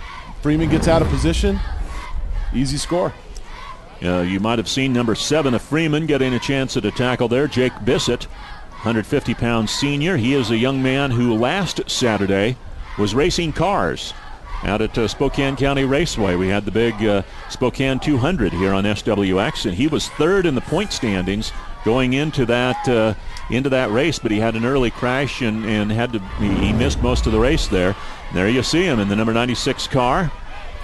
The Waddell's 96, driven by Jake Bissett there out of Freeman High School. Had an outstanding year racing cars, but, you know, a lot of guys are, you know, chasing around doing their thing last perhaps Saturday of the summer prior to football season, and there he is instead of fiddling around with friends. There you see him after the crash. And here's a kickoff, and this ball is loose. Colville may have gotten on this. Well, that was a kickoff that took a bounce back away from the return man, and that's a tough deal because the guys in front are trying to block. They're not paying attention for the ball, and here's the ball bouncing by them, and Colville recovers. Well, you got to be more alert, though, on the kickoff team. They always tell you, always know where that ball is, regardless of where you're at on that return team. You got to know where the football is, and, you know, especially on a surface like this where it takes some funny hops, guys got to be ready for anything, and Freeman just fell asleep. Boy, Freeman is just they haven't been able to manufacture a break here in the second half. Well, you manufacture breaks by effort, and I haven't seen the same type of effort out of Freeman here in the second half that we did in the first. So they've got to figure it out pretty quickly. First down and 10. Knight wants to throw for the lead. Cotter diving. Did he get in? Yes. Touchdown Colville. Ben Knight to Omar Cotter. Now he's limping. He may be cramping up. Yeah, at least he's smiling with the limp.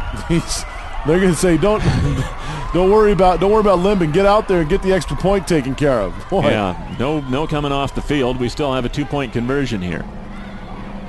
I'm not sure how much good he's going to be to his team if he's cramping up trying to get this 2-point conversion. Look at him. He's got guys holding him up, and that's a tough kid there. But Colville coming out. You know they can throw the ball. Knight with a nice arm, and he's done that now a couple of times.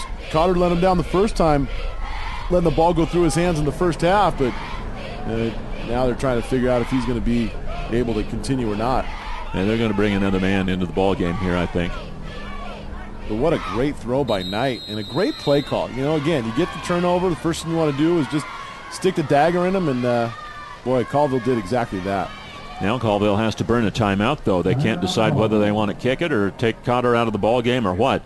How's this for your sophomore quarterback, Mr. Ben Knight here?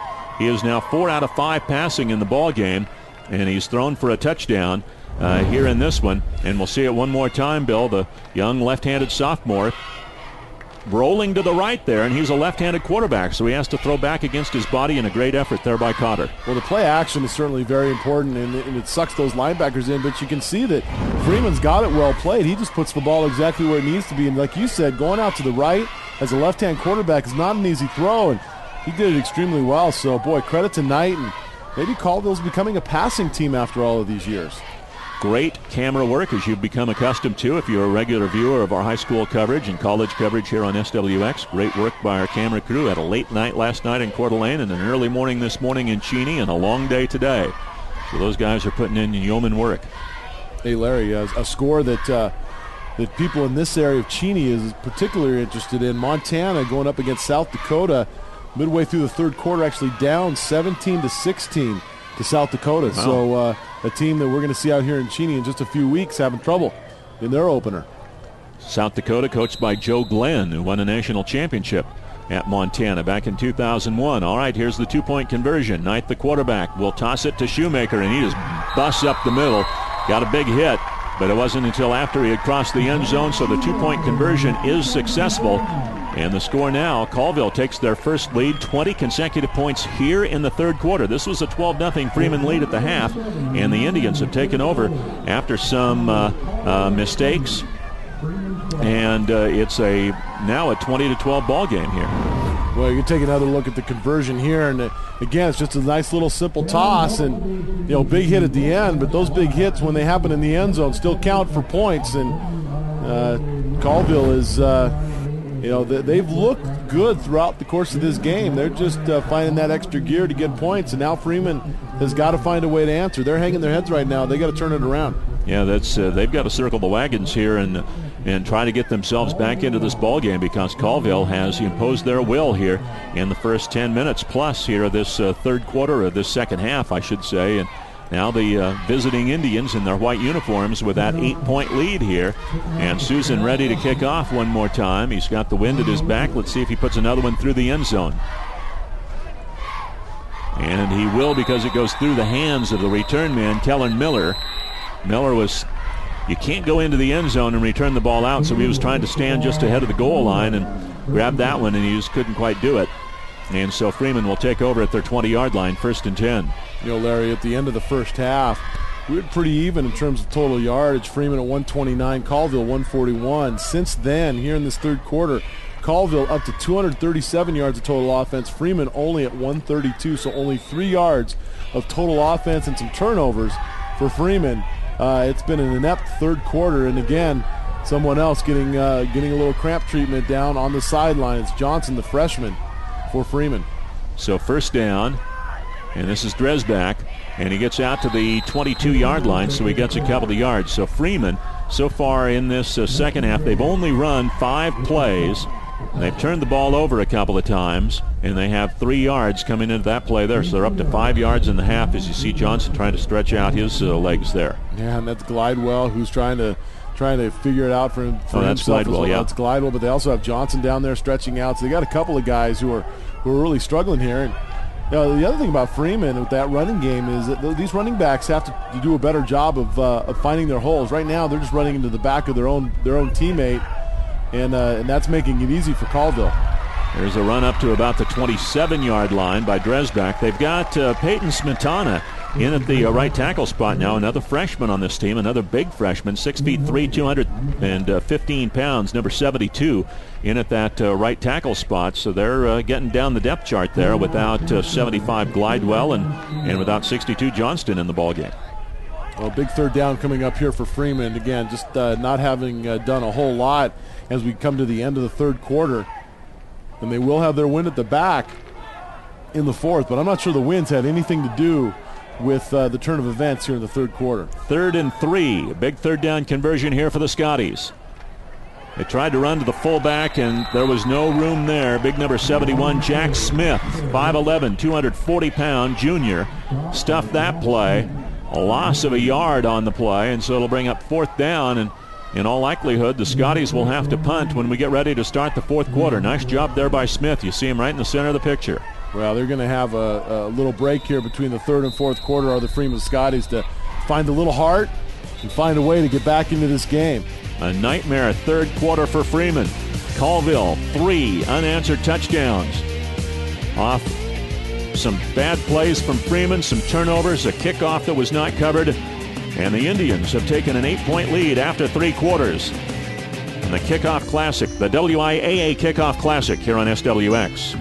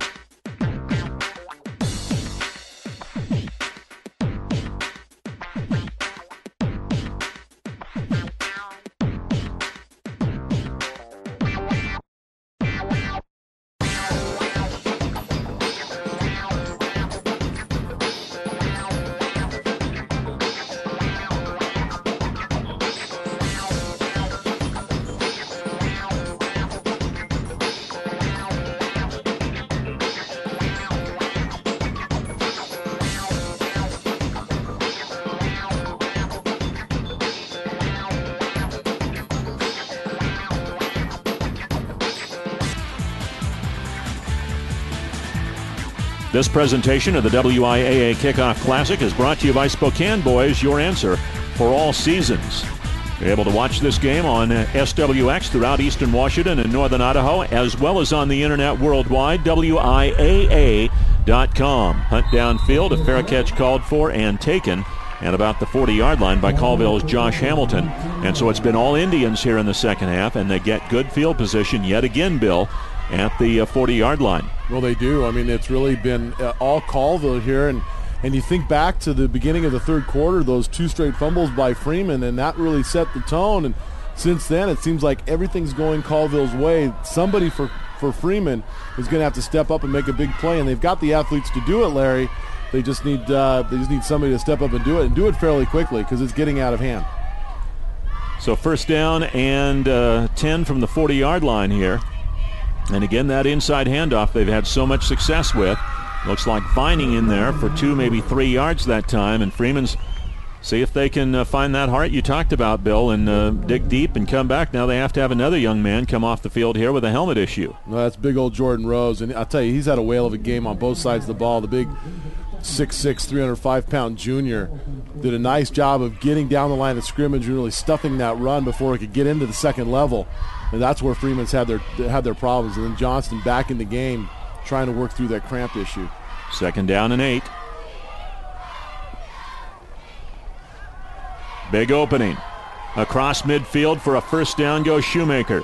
Gain of 9 yards and another Colville first down. Boy, we talked about it, Larry, at the beginning of the game. Sometimes these coaches, they come in with about 5 or 6 plays, and they tell you, stop me on these 5 or 6, and then I'll think about doing something else. Well, Freeman hasn't stopped them yet. This inside handoff has been a big winner for him, and those Freeman linebackers have not figured out a way to be able to stay in their lanes and not get distracted trying to get to the outside. First and 10 Indians at the Freeman 49.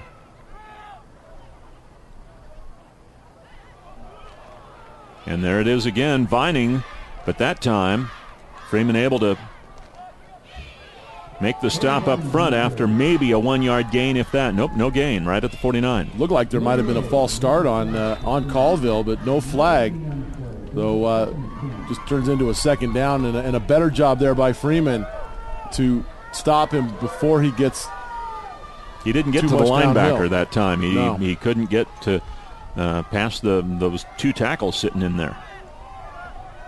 Back to the I formation now for Colville. Second and 10. Toss sweep to Shoemaker. Nice play.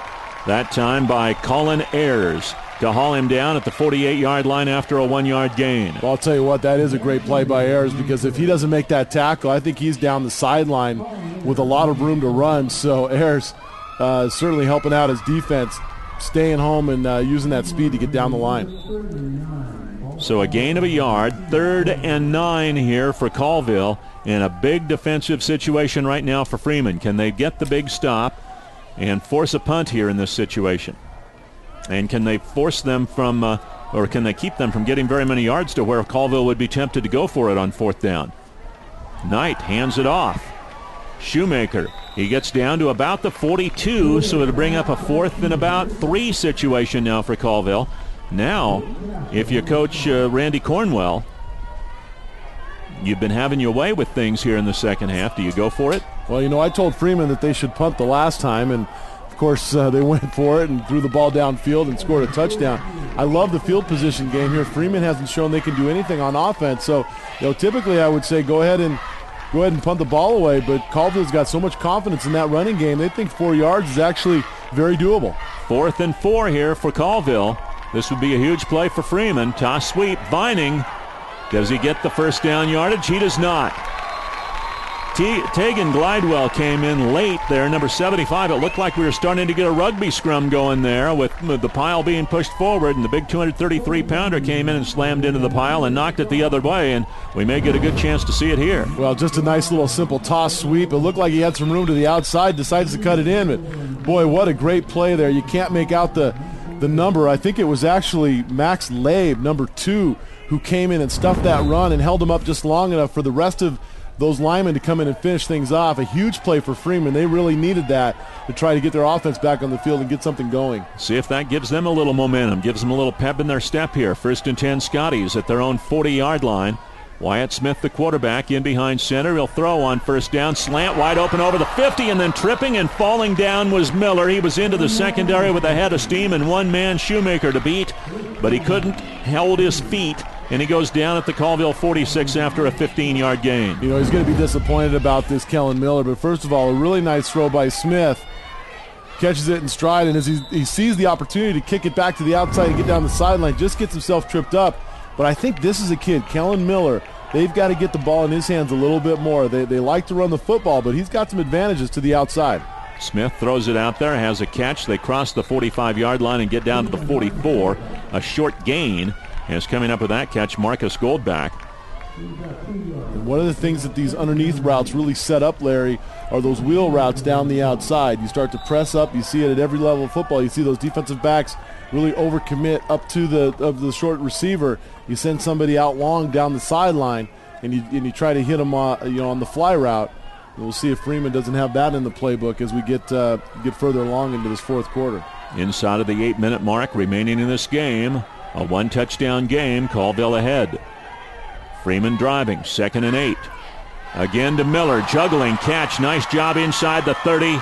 And dragging tacklers down to the 25-yard line. Kellen Miller, 6'1", 185 pounds, made a nice juggling one-handed catch of that one, a gain of 14. Well, I tell you, I love this route by Miller. You're going to just see the quarterback throwing it, but he made a great move on the defensive back, Griezmann, and then the one-handed catch, getting that hand out there and then bringing it back into his body. And then look at just the effort, just trying to get downfield as people are ripping at the ball. Nice job by Kellen Miller, the senior. Give him actually 18 on the play. 1st and 10. Freeman at the 26 of Colville. And a hole opens. Down inside the 15, down inside the 10 goes Goldbach. Down to the 8-yard line. A gain of 18 yards. And it's 1st and goal for Freeman as they try to tie it up. And a nice job now coming back with the run. They've thrown the ball to the outside. Miller's giving them a nice boost. Now Colville has to be aware of both and try to help out the corners on the outside. Go ahead and hit him with the quick hitting running play right off tackle. And Freeman's got something going. 1st and goal, Scotties. Ball just inside the 8-yard line. There you see Wyatt Smith, the senior quarterback, leading this drive. 2 wide receivers to the bottom of the screen, 1 to the top. They hand it off again. Goldbach inside the 5. And a good tackle. They put him down at the 4. Vining was there. I'm not sure who was down on the bottom of the pile. Somebody had him by the feet, and then Vining came in high.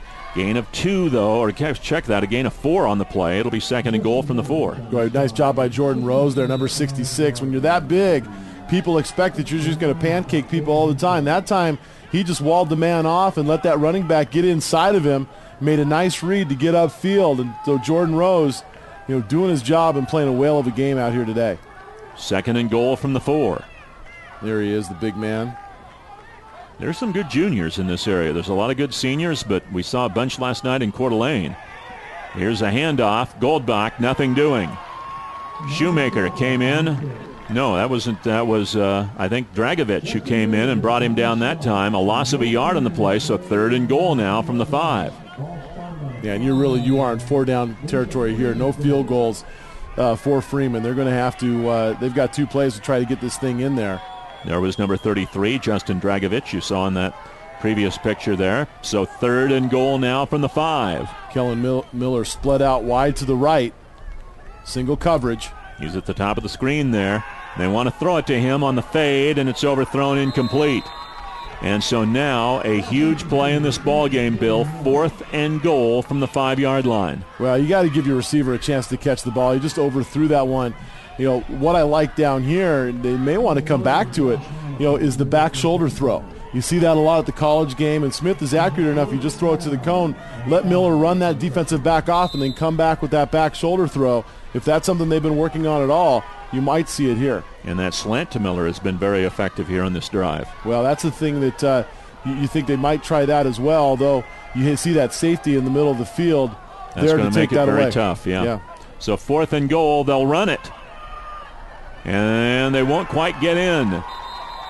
As Dresbach ran it into the middle, and he gets down to the 2 or 1 yard line, but Colville holds. Freeman can't score, but Colville's deep in their own end, and they cannot afford a mistake right now. Well, that's a lot to ask of your offense to try to go 5 yards with that running game and try to get it into the end zone. I thought you might have a better chance getting it out there with Miller, but as you said, Colville backed up. Can Freeman's defense take advantage of it and get the ball back to their offense? So Freeman can't score. We'll see if their defense can get the ball back. Late fourth quarter, Colville leads by a touchdown on SWX.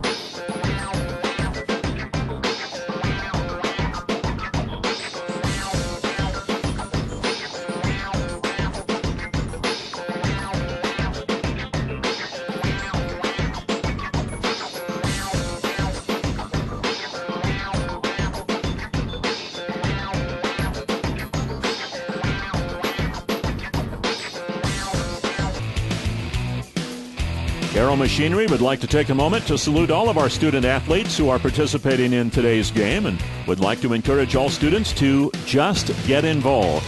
Aero Machinery, for all of your farming needs. Driven by there only a few hundreds of thousands of times, I think, on the way between Spokane and Colfax.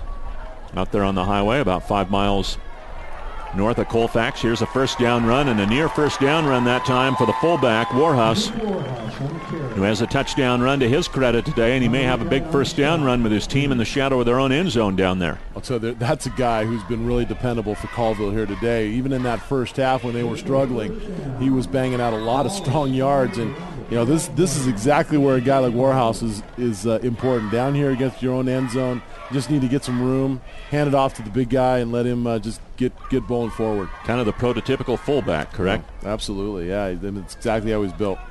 So 1st and 10 as he gets 10 yards there on that run. There you see the Freeman bench hopeful that they get the ball back with a chance to tie one more time. Toss sweep, Vining, big yardage. Has another first down over the 22-yard line. Takes it out to about the 23 or 24. Delivered a little punishment that time on Labe, number 2, and also Gentman, number 83, out there. But another 12-yard pickup that time. And then 2 runs, 2 first downs. But we do have a flag down, so hold the phone. There's our referee saying holding Freeman. Well, you don't often see a hold on the defense called on a running play. That's what we have here. That's kind of odd. How in the heck is that? I'm not sure. I'm trying to figure out how that's possible. I think maybe they're trying to figure it out too. I wonder if he pointed the wrong way. Holding offense. There you go. I was trying to figure out how in the world. Wasn't a passing play, so it's not like you're holding a receiver or something. He tries to get down the field. He's the most popular man in America right now in the white hat, trying to get it figured out. But he does. Good job of those guys coming together and getting that thing turned around. And a big play for Freeman, because that, with Colville moving the ball like that, Freeman was really on their heels. I'm not the sharpest tool in the shed, and he was certainly causing the gears to grind in my brain, trying to figure out how in the world can you have a defensive holding penalty on a running play. Exactly. So loss half the distance to the goal, puts the ball back to the 6-yard line. And it's first down and about 16 yards or so here for Colville. Freeman again with an opportunity to try to get a big defensive stop, but the clock is ticking away here.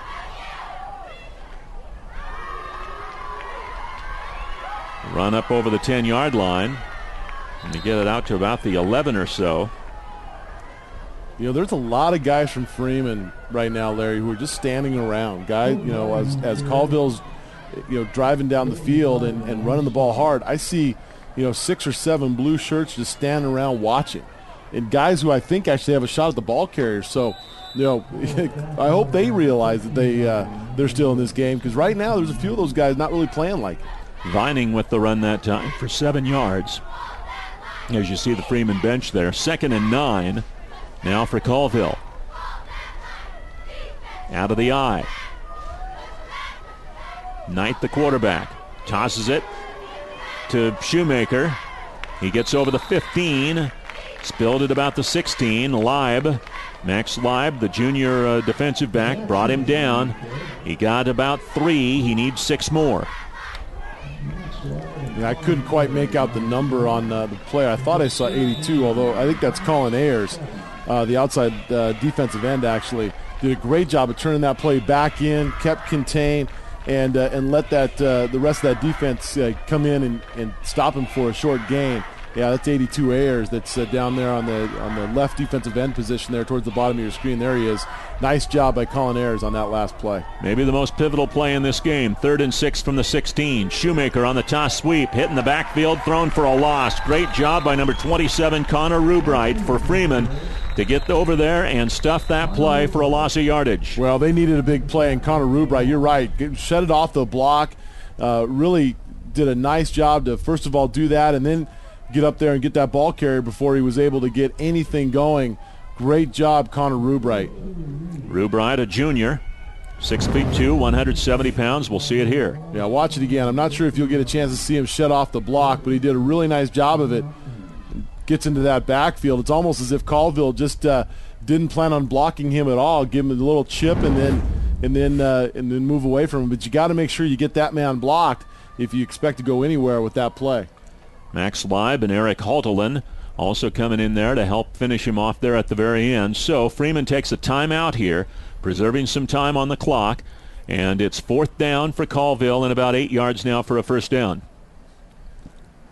There's the bus for the East Valley of Yakima Club as they get ready to take on Cheney in about an hour. That ball game can be seen right here on SWX, cable systems throughout northern Idaho and eastern Washington, and they're taking on the host team, Cheney, available again on the internet, WIAA.com. Well, I'll tell you what, that's a long drive in that bus to come from Yakima. You remember those days sitting on that bus? Yes, I do, and they were not, you're not talking about the luxury coaches. There's a certain smell that comes with the inside of those buses when you're traveling 4 hours with the football team, and that is not a pleasant thought. So here's the punt for Colville, and taking it on the run with a return opportunity is Leib inside the 40. Nice move, bounces outside, inside the 30, inside the 25, down inside the 20 to the 19. Great job by Max Leib, the junior, number 2 right there, with a huge punt return to set his team up inside the red zone. Boy, Leib did a great job. When I first caught it, Larry, I thought he needed to come our direction here to the left because there was so much space there, but you'll see it again here. He catches it on the run, great concentration, good blocking, and then the little shiftiness there and some speed outside. Great block there. Is that Rose again getting the block? That guy's doing everything, Jordan Rose, today. But Leib, big play for his offense, and now it's on the Freeman Scotties offense to get this thing in the end zone. Out of the eye, they'll run it. It's Dresbach. He gets inside the 15, it looks like, down toward the 14, a gain of 5, and they still have plenty of time, as you see, as we're nearing 2.5 minutes remaining. Freeman loves to run the football. Don't forget our man, number 3, Kellen Miller, big play receiver for Freeman. There you see him splitting out to the top of the screen. There he is. He made some big plays. I think if you can get the ball up and around him, he's pretty reliable. Dresbach again with traffic. He gets a couple of yards down to the 13. It'll bring up a 3rd and 4 situation as the clock nears 2 minutes remaining. Yeah, field goal won't do it. In fact, if they do get a touchdown, they're going to have to get a 2-point conversion just to tie it here. First things first, get a first down. Give yourself a new, fresh set of downs to keep this thing going. Wyatt Smith, the quarterback, went all the way to the sidelines to get the play. He's just now re-emerging into the huddle. Got to hustle things up. About 10 seconds on the play clock. 3rd and 4. Freeman at the Colville 13. Down to 3 on the play clock. They get the snap off. Smith to throw. Over the middle. Nice catch. Ayers, the tight end, 1st and goal from the 5-yard line. Boy, how about Colin Ayers? Big defensive play here just a few minutes ago, and then he comes through and takes that high pass and brings it down to the big tight end. You're going to see it again here. Nice protection for Smith, and he's been pretty accurate all day, Larry. He has a little bit of traffic. Boy, that's great concentration, knowing you're going to get popped by 2 guys and being able to bring that thing down. Good job by Colin Ayers, the tight end. Wyatt Smith, 9 out of 12 now, passing in the ball game. 1st and goal from the 5 for the Scotties. They'll run out of the I with Goldback, the tail of the I. He gets the call. Inside the 5, barely. Well, good reaction there by the Colville defense, and now you got a couple of guys cramping up on the Colville side trying to figure it out. Yeah, that's big number 50. Kanan Holt. Yeah, 6'3", 218, a senior. And boy, that's a poorly timed cramp right there with under 2 minutes or just over 1 minute left, and you need him in the game. Minute 18 remaining, so Kanan Holte, 6'3", 218, the defensive lineman, as they really work to try to get him squared away there. I'm surprised you haven't cramped up. You've been working hard today. Huh? You've held in there nicely. Now the thing that we have to try to figure out here is if there was an actual timeout charged here, or if this is an injury timeout for the player that is injured.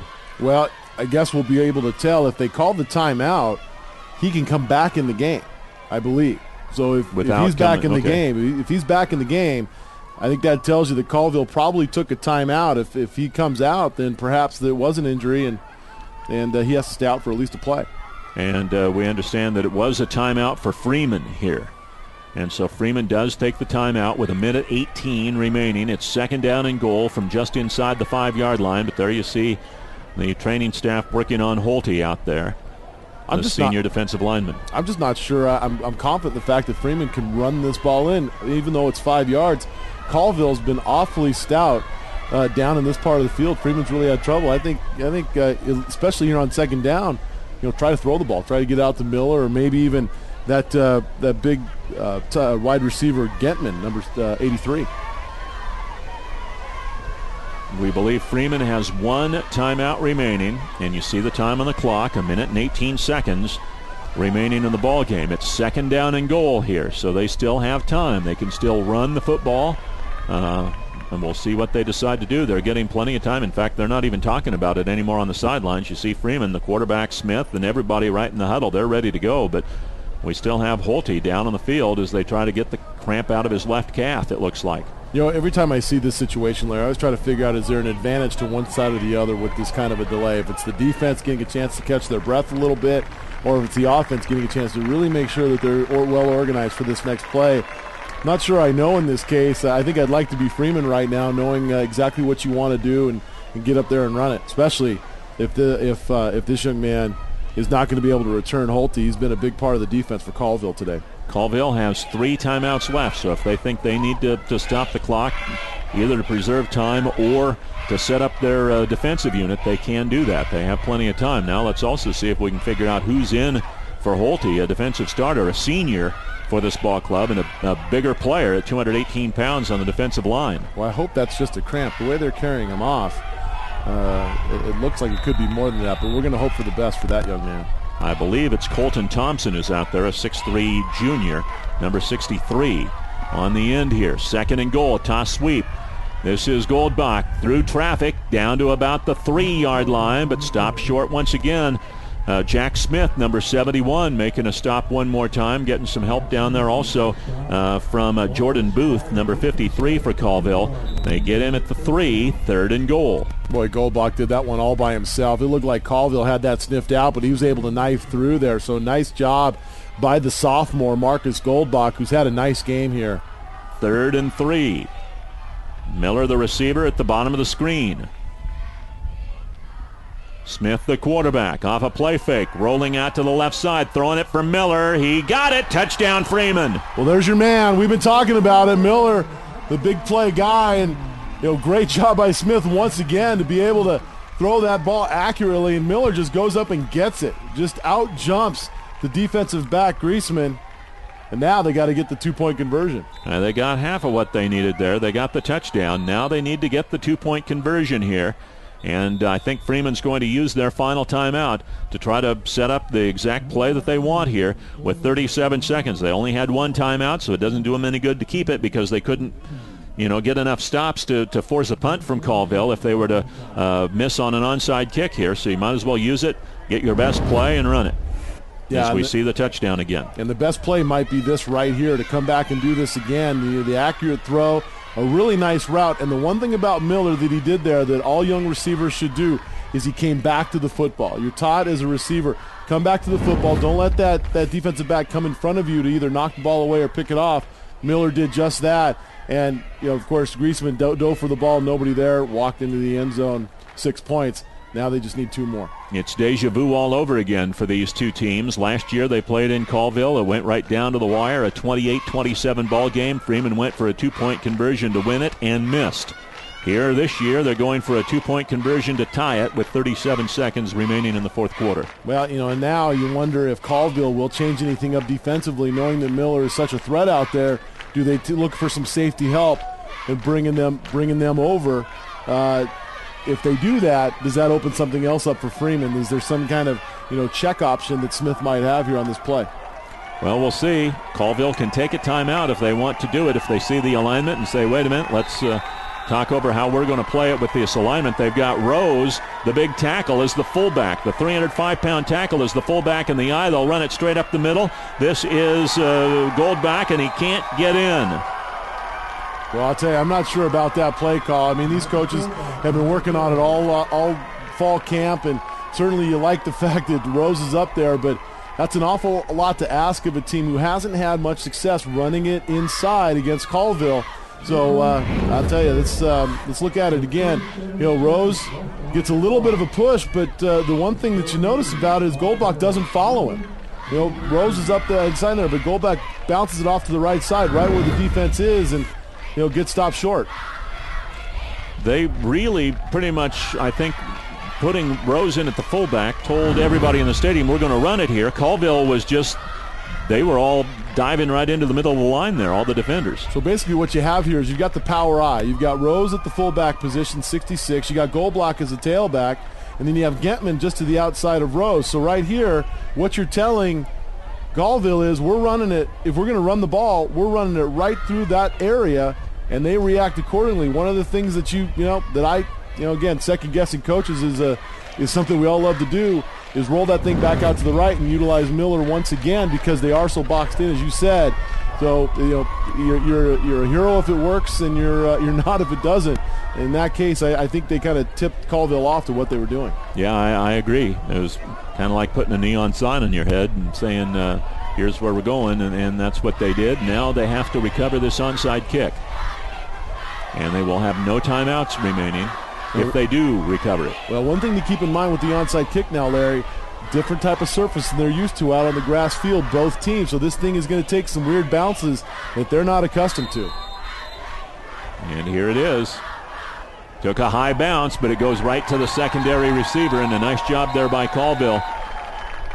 Well, I think it was one of the linemen, might have been Colin Snyder, who caught that thing and then just hit the deck. Nope, it was number 80 rather than number 60. That was Ryan Hardinger, who made the catch on that one, and he didn't fiddle around. As soon as he caught it, he went right to the ground with it to make sure that he didn't get hit and that the ball didn't squirt free. So now all Colville needs is a knee, and they will have a second-half rally and a 1-0 record for 2012. Boy, great performance here by Colville, especially in the second half. They had some things going in the first half, really disappointing that they couldn't finish on some plays. But, boy, that second half, they turned it around, and then Freeman helped them out a little bit, too.